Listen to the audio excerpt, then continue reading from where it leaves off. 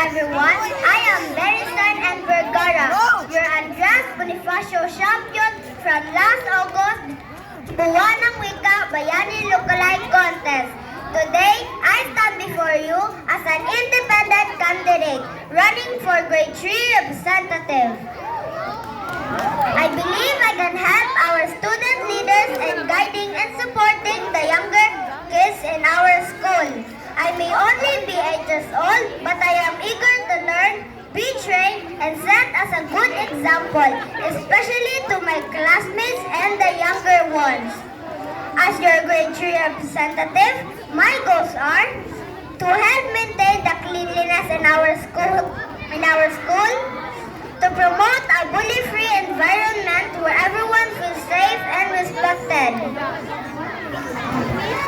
I will start with small steps in our grade level because I believe that even small actions when done together can make a big difference in our school.